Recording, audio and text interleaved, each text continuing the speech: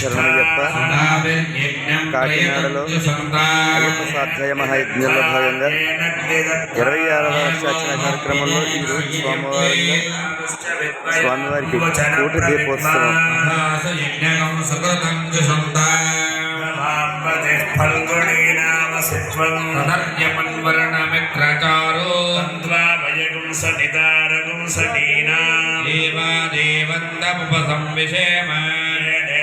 విశ్వాభవనాని సంచిత అనుసమ్యంతి చేతః యమారాజాయ రస్తు విష్మాభో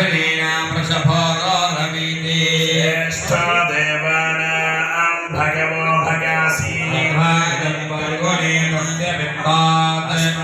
ఛద్రమజరగం సువీర్యం